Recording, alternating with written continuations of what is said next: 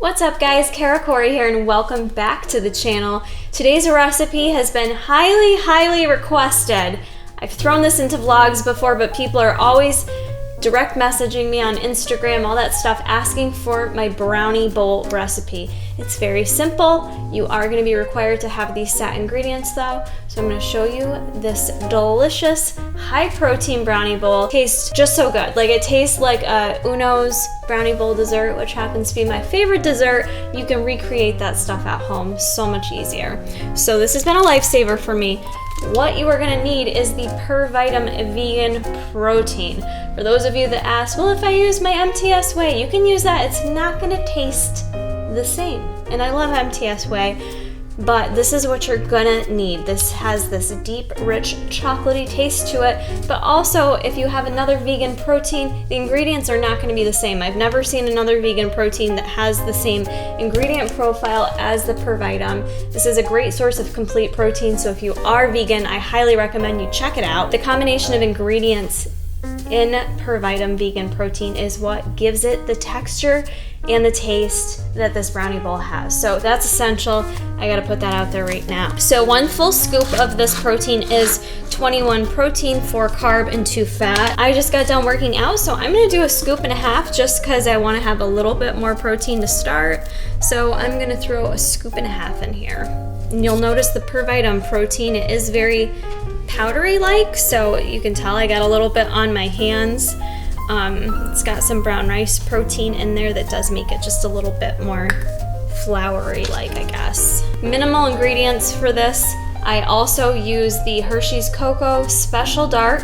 The Special Dark to me does make a difference in flavor versus if you just use regular, so I recommend going out of your way to get the Special Dark.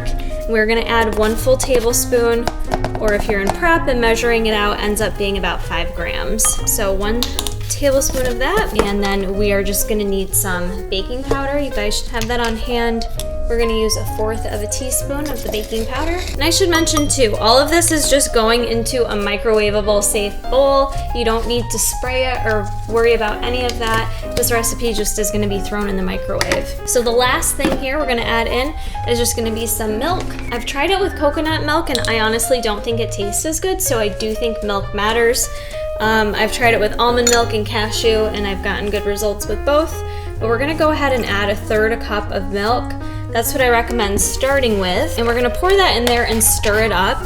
And what you will notice if you've made brownie bowls with other proteins is due to the ingredients in Per Vitam, this is going to remain extremely thick. That's okay. You don't wanna get it super watery because then you're gonna lose that chocolatey flavor. So at this point, go ahead and mix it up. So now just go ahead and use your spoon and mix it up.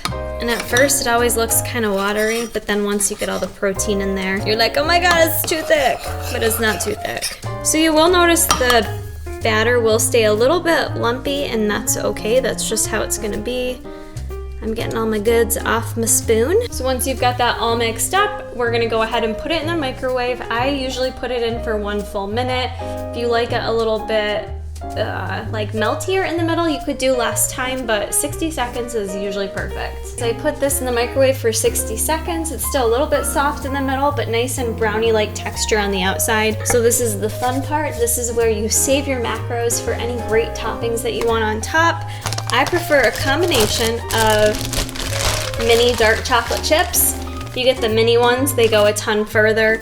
So I'm gonna throw like 8 grams of mini chocolate chips on there, which I think is half a serving.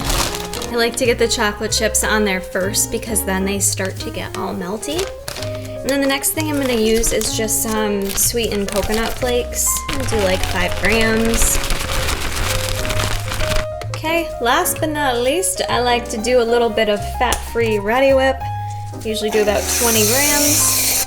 And that's it. That's gonna conclude your brownie bowl. I don't know why, but I like the way it tastes if I let it sit for a couple minutes.